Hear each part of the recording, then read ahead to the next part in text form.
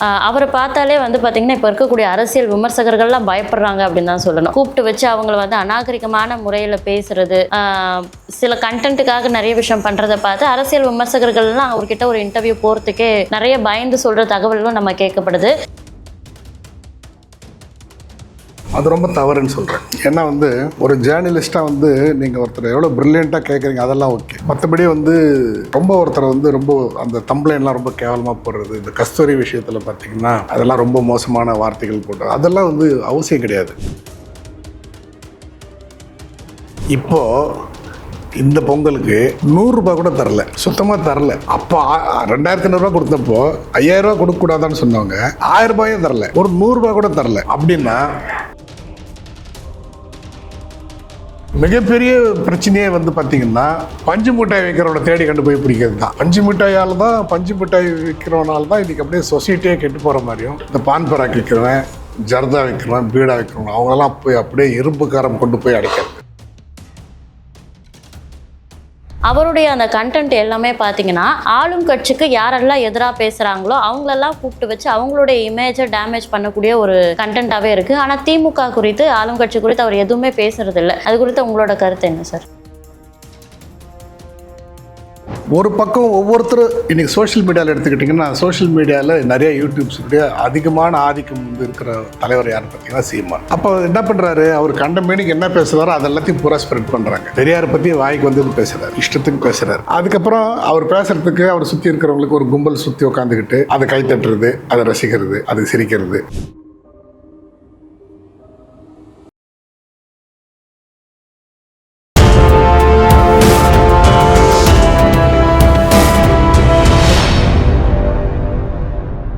ஒரு பத்திரிகை துறையில் நீண்ட காலமாக பயணிச்சுட்டு இருக்கக்கூடிய திரு முக்தார் அவர்கள், அவரை பார்த்தாலே வந்து பார்த்திங்கன்னா இப்போ இருக்கக்கூடிய அரசியல் விமர்சகர்கள்லாம் பயப்படுறாங்க அப்படின்னு தான் சொல்லணும். கூப்பிட்டு வச்சு அவங்கள வந்து அநாகரிகமான முறையில் பேசுறது, சில கண்டென்ட்டுக்காக நிறைய விஷயம் பண்ணுறதை பார்த்து அரசியல் விமர்சகர்கள்லாம் அவர்கிட்ட ஒரு இன்டர்வியூ போகிறதுக்கே நிறைய பயந்து சொல்கிற தகவல்களும் நம்ம கேட்கப்படுது. ஒரு பத்திரிகையாளர் சங்க தலைவராக அவருடைய அந்த நடவடிக்கை குறித்து உங்களுடைய கருத்து என்ன சார்? அது ரொம்ப தவறுன்னு சொல்கிறேன். ஏன்னா வந்து ஒரு ஜேர்னலிஸ்ட்டாக வந்து நீங்கள் ஒருத்தர் எவ்வளோ ப்ரில்லியண்ட்டாக கேட்குறீங்க அதெல்லாம் ஓகே. மற்றபடி வந்து ரொம்ப ஒருத்தர் வந்து ரொம்ப அந்த தம்ப்ளைன்லாம் ரொம்ப கேவலமாக போடுறது, இந்த கஸ்தூரி விஷயத்தில் பார்த்திங்கன்னா அதெல்லாம் ரொம்ப மோசமான வார்த்தைகள் போட்டு அதெல்லாம் வந்து அவசியம் கிடையாது.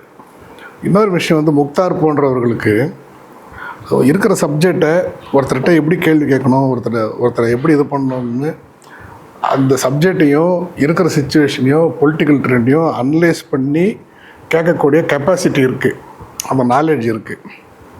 ஆனால் இப்படி ஏதாவது பண்ணால் தான் அது நமக்கு வந்து வியூஸ் கொடுக்கும், இப்படி ஏதாவது பண்ணால் தான் நமக்கு வந்து ஒரு பரபரப்பு கொடுக்கும் அப்படிங்கிற ஒரு விஷயத்துக்கு வராங்க பார்த்தீங்களா. அது வந்து இன்றைக்கி வேணால் நமக்கு இருக்கலாமே தவிர ஸ்டாண்டர்ட் இருக்காது. நமக்கு வந்து இன்றைக்கி நிறைய யூடியூப்ஸ் இதெல்லாமே பார்த்திங்கன்னா கண்டமேனிக்கு உட்காந்து பேசுகிறது, நடிகைகளை பற்றி பேசுகிறது, அப்போ அப்படியாச்சு இப்படியாச்சுன்றது. என்றைக்கோ யாரும் ஏதோ பண்ணியிருக்கலாம், இன்றைக்கி அவங்களுக்கு ஒரு ஃபேமிலி இருக்கும், ஒரு லைஃப் இருக்கும், அதை பற்றிலாம் கவலையே படாமல் தனக்கு அன்றைக்கி யூடியூப்பில் 10,000 கிடைக்குதா, 5,000 கிடைக்குதா, அதனால் ரசிகர்களை வந்து கிளுகுளுக்கு போட்டுற மாதிரி பண்ணணும், அவங்களுக்கு உற்சாகப்படுத்தணும், இல்லை அவங்களுக்கு சுவாரஸ்யமாக எதையாவது சொல்லணும்னு கண்டவங்க வாழ்க்கையை பற்றி தேவையில்லாமல் பேசுகிறது. அதே மாதிரி வந்து பார்த்திங்கன்னா ஒரு பிரபலங்கள் வீட்டில் யாரோ இறந்துட்டாங்க ஏதாவதுனாக்கா அங்கே போய் கேமரா வச்சுக்கிட்டு அவங்க அழுவுறது, ஒப்பாரி வைக்கிறது, அதெல்லாத்தையும் போய் எடுக்கிறது, அங்கே போய் பேட்டி எடுக்கிறது, அவங்கக்கிட்ட போய் இது பண்ணுறது. மக்கள் விரும்புகிறாங்கல்ல சார், இவ்வளோத்தையும் பார்க்கறதுக்கு மக்கள் விரும்புறதுனால தான் இவ்வளோ மக்கள் விரும்புகிறாங்க. நீங்கள் எடுத்துன்னு போய் காட்டுறீங்க, நீங்கள் எடுத்துன்னு போய் ஃப்ரீயாக எடுத்துன்னு போய் நீங்கள் போடுறீங்க, நீங்கள் செய்கிறீங்க. அது எப்படி ஒருத்தருடைய வலியும் வேதனையும் வந்து உங்களுக்கு வியூஸு, ஒருத்தர் வந்து பஸ்ட் அவுட் ஆகி அழுகுறாங்க, அவங்க அந்த எமோஷன் வந்து நீ வந்து சப்ஸ்கிரைப் பண்ணுறதுக்கும் நீ இதுக்கும் வந்து நீ பயன்படுத்துறனா இது என்ன, இதெல்லாம் ஒரு பொழப்பா, இதுதான் மீடியாவா, இதுக்கு தான் வந்து இந்த துறைக்கு வரணுமா, இது தேவையா? இது வந்து என்ன ஆகிடும்னா ஒருத்தர் அந்த நேரத்தில் அந்த சூழலில் ஒரு கூடவங்களை இழந்து அவங்க தன்னை மாரி அழுது கதறி அவங்க பண்ணுறது, அது அந்த சம்பவம் அதுக்கப்புறம் வந்து இந்த காலத்துக்கு மட்டுமே வந்து நம்மளுடைய கவலைகளையும் கஷ்டங்களையும் மறக்கக்கூடிய, டெவலப் பண்ணக்கூடிய ஒரு பவர் இருக்குதுன்னு நம்ம சொல்லுவோம்.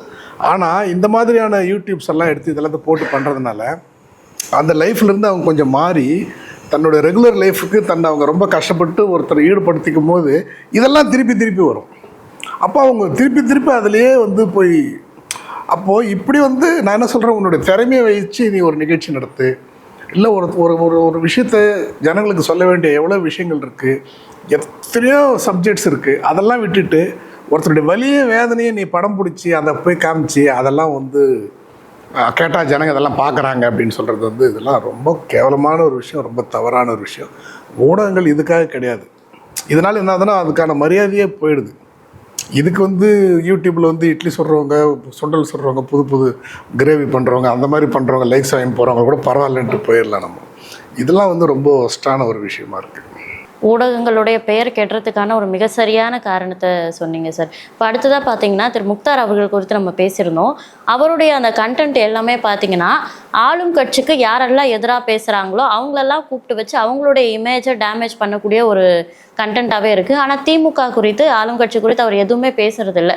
அது குறித்து உங்களோட கருத்து என்ன சார்? அதுதாங்க சொல்கிறேன். முதல்ல வந்து நம்ம வந்து எந்த ஒரு விஷயமா இருந்தாலும் அதை வந்து அதோட கரெக்டான நிலைப்பாடு என்னன்றதை பார்த்துட்டு நம்ம வந்து கரெக்டாக ஸ்ட்ராங்காக பேசணும். வியூஸை தாண்டி வந்து ஆளும் கட்சிக்கு சப்போர்ட்டிவாக அந்த கண்டென்ட் இருக்கும் அப்படின்ற ஒரு பிம்பத்தை கட்டமைக்குது. அதுதான். உங்களுக்கு என்ன ஆகுதுன்னா, உங்களுக்கு வந்து ஒரு பக்கம் ஒவ்வொருத்தரும் இன்றைக்கி சோஷியல் மீடியாவில் எடுத்துக்கிட்டிங்கன்னா, சோஷியல் மீடியாவில் நிறைய யூடியூப்ஸுடைய அதிகமான ஆதிக்கம் வந்து இருக்கிற தலைவர் யாருன்னு பார்த்தீங்கன்னா சீமான். அப்போ என்ன பண்ணுறாரு, அவர் கண்ட மேனிக்கு என்ன பேசுகிறாரோ அது எல்லாத்தையும் பூரா ஸ்ப்ரெட் பண்ணுறாங்க. பெரியாரை பற்றி வாய்க்கு வந்து பேசுகிறார், இஷ்டத்துக்கு பேசுகிறார். அதுக்கப்புறம் அவர் பேசுகிறதுக்கு அவர் சுற்றி இருக்கிறவங்களுக்கு ஒரு கும்பல் சுற்றி உட்காந்துக்கிட்டு அதை கைத்தட்டுறது, அதை ரசிக்கிறது, அது சிரிக்கிறது, கேள்வி கேட்குற அந்த கெப்பாசிட்டி உள்ள ஆட்களும் அங்கே வந்து வர்றது கிடையாது. பெருசாக கேள்வி கேட்குற அளவுக்கான ஆட்களும் அங்கே வர்றது கிடையாது. இந்த மாதிரி இப்படியே இதை மட்டும் எடுத்து போட்டு ஸ்ப்ரெட் பண்ணிகிட்டே போகிறது.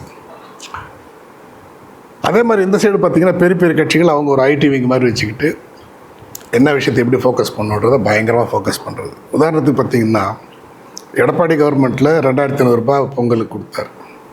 அப்போ 5000 ரூபாய் கொடுக்கணும்னு சொல்லி அப்போ எதிர்கட்சி தலைவராக இருந்த ஸ்டாலின் கூட எல்லோரும் சொன்னாங்க. இப்போது இந்த பொங்கலுக்கு 100 ரூபாய் கூட தரல, சுத்தமாக தரல. அப்போ 2500 ரூபா கொடுத்தப்போ 5000 ரூபா கொடுக்கக்கூடாதான்னு சொன்னவங்க 1000 ரூபாயும் தரல, ஒரு 100 ரூபா கூட தரல. அப்படின்னா 2500 ரூபா கொடுத்ததையே வந்து இதெல்லாம் ஒரு காசா அப்படின்னு அவ்வளோ விஷயங்கள் அன்றைக்கி மீடியாவில் வந்துச்சு. ஒரு பைசா கூட தரல. இது எவ்வளோ பெரிய செய்தியாக வந்திருக்கணும், மூடி மறைச்சிட்டாங்க, எவ்வளோ பெரிய விஷயமா வந்திருக்கணும். ஆனால் உங்களுக்கு பார்த்திங்கன்னா சீமான் பெரியார் பற்றி பேசுகிற பிரச்சனை, விஜயலட்சுமி கேஸு, அதுக்கப்புறம் வந்து அண்ணா பல்கலைக்கழகத்தினுடைய வன்கொடுமை, இந்த மாதிரியான விஷயங்கள்லாம் வந்து பயங்கரமாக மாறி சேனல்லையும் அதுலேயும் இதுலேயும் சுற்றி வர்றது, விவாதம், வட்டமேசை மாநாடு, இதில் எந்த டாபிக் எடுத்தா. அப்போ என்ன ஆகுதுன்னா ஜனங்களை பூரா இதில் தான் அப்படியே சர்ச்சையிலேயே சிக்க மக்களை வந்து ஸோ வந்து இந்த ஏன் ரேஷனில் எனக்கு 1000 ரூபாய் கூட தரலைங்கிற ஒரு பெரிய விஷயமே வரல. இன்றைக்கி போராட்டம் பண்ணாத துறையே கிடையாது. ஆசிரியர்கள்லேருந்து மொத்த பேருமே இருக்காங்க. ஆனால் என்ன வருது, என்ன ஃபோக்கஸ் ஆகுது? ஃபார்முலா 4 கார் ரேஸ் நடத்துகிற இடமா இது? அதனால் என்ன கிடச்சிது, என்ன தேவை? ஒழுங்காக போகிறதுக்கு பஸ் இல்லை, போகிறதுக்கு ஒழுங்காக ரோடு கிடையாது, மேடு பள்ளம் இல்லாத ரோடே இல்லை. இன்றைக்கி காவல்துறை பார்த்திங்கன்னா வசூல் ஒவ்வொரு மூலையிலையும் காலையிலேருந்து தொடர்ச்சியாக நிறுத்திட்டு வசூல். அவங்க யாரும் சிக்னல் ஆட நிற்க மாட்டுறாங்க. எங்கெல்லாம் கேமரா இருக்கோ அங்கெல்லாம் அவங்க யாரும் நிற்க மாட்டுறாங்க. கேமரா இல்லாத இடத்துல கூப்பிட்டு வந்து தான் எல்லாத்தையும் பேசுகிறாங்க. என்ன விஷயம்னா அவங்க கலெக்ஷன் பண்ணி கொடுத்தா தான் அவங்களுக்கே வந்து சம்பளம் தர முடியும். அதுதான் நிலைமை. அதனால் என்ன ஆகிடுது, அவங்களுக்கு வந்து டார்கெட் ஃபிக்ஸ் பண்ணியிருக்கு. எப்படி டாஸ்மார்க்குக்கு டார்கெட் ஃபிக்ஸ் பண்ணியிருக்கோ அந்த மாதிரி அவர்களுக்கு டார்கெட் ஃபிக்ஸ் பண்ணியிருக்கு. உங்கள் விங்கில் நீங்கள் வந்து இவ்வளோ வசூல் பண்ணி ஆகணும், இவ்வளோ ஃபைன் போட்டு ஆகணும். ஊடகங்கள்லாம் பார்த்திங்கன்னா சில இதெல்லாம் ஒன்றும் இல்லை, கவர்மெண்ட்டு தான் வந்து டாஸ்மார்க் நடத்துது, பார் லைசன்ஸ்லேருந்து எல்லாமே பண்ணுது. ஆலைகளும் இவங்களும் ஏடிஎம்கே 2 கட்சியும் தான் வந்து இந்த மாதிரி மது ஆலைகளுடைய முதலாளிகளாக இருக்கிறாங்க. எல்லாருமே தெரியும். டிஆர் பாலுலேருந்து சசிகலா குரூப்ஸ்லேருந்து எல்லாரையுமே சுற்றி இவங்க தான் வச்சுங்களேன். இது ஒரு பக்கம் இருக்கட்டும். இதில் தொலைக்காட்சியில் முதலமைச்சர் தோன்றி போதையில்லா தமிழ்நாடு உருவாக்குவோம்னு பேசுகிறாரு. நமக்கு சிரிப்பு வருமா வராதா சொல்லுங்கள்? நிச்சயமா. எதுக்கு இது பேசுகிறீங்க? கொஞ்சமாவது என்னடா அதை நம்ம தானடா விற்கிறோம், இதை போய் நம்ம பேசலாமா, நமக்கு இப்படிலாம் எழுதி கொடுத்துருக்காங்களே, இந்த மாதிரிலாம் நமக்கு எழுதி கொடுக்கலாமா? ஒன்று பேசுகிறத மாற்றணும், இல்லை எழுதி கொடுக்குறோனையாவது மாற்றணும் இல்லையா? அப்போது மக்களை இவங்கெல்லாம் எவ்வளோ அண்டர் எஸ்டிமேட் பண்ணுறாங்க. ஜனங்க சிரிக்க மாட்டாங்களா? ஏங்க நீங்கள் தானேங்க டாஸ்மார்க் வச்சுருக்கீங்க, நீங்கள் தானேங்க எல்லாருக்கும் பண்ணுறீங்க, கவர்மெண்ட்டு தானே விற்கிது. அப்புறம் போதையில்லா தமிழ்நாடு நாங்கள் எப்படி உருவாக்குறது? நீங்கள் தான் உருவாக்கணும், நீங்கள் தான் உருவாக்கணும். பல வீடுகளில் அந்த அந்த ஒரு விளம்பரத்தை பார்த்து சிரிக்கிறத நானே பார்த்துருக்கேன். எங்கள் வீட்டிலே சிரிச்சிருக்காங்க. அப்படியா இருக்குது. இதில் பார்த்தீங்கன்னா மிகப்பெரிய பிரச்சனையே வந்து பார்த்தீங்கன்னா பஞ்சு மிட்டாய் வைக்கிறவனை தேடி கண்டு போய் பிடிக்கிறது தான். பஞ்சு மிட்டாயால் தான், பஞ்சு மிட்டாய் விற்கிறவனால தான் இன்றைக்கி அப்படியே சொசைட்டியே கெட்டு போகிற மாதிரியும், இந்த பான் பராக் விற்கிறவன், ஜர்தா விற்கிறவன், பீடா விற்கிறவன் அவங்களெல்லாம் போய் அப்படியே இரும்பு காரம் கொண்டு போய் அடைக்கிறது. என்ன விஷயம்னு சொன்னால், பஞ்சு மிட்டாயில் இந்த மாதிரி பீடா இந்த மாதிரி இவங்களெல்லாம் வந்து இவ்வளோ தூரம் ஒரு ஃபோர்ஸ் பயன்படுத்தி இவ்வளோ பேர் எல்லோரும் பிடிக்கிறாங்களே, அதுக்கு என்ன காரணம்? அவங்க எல்லாம் வட இந்தியாவை சேர்ந்தவங்க. அது கிடையாது காரணம். உங்களுக்கு வந்து இப்போ எனக்கு ஒரு ஹேபிட் இருக்குன்னு வச்சுங்களேன், எனக்கு ஒரு போதை இருக்குன்னு வச்சுங்களேன். அந்த போதை வந்து ஒன்று நான் வந்து தண்ணி அடிக்கணும், இல்லை கஞ்சா அடிக்கணும்,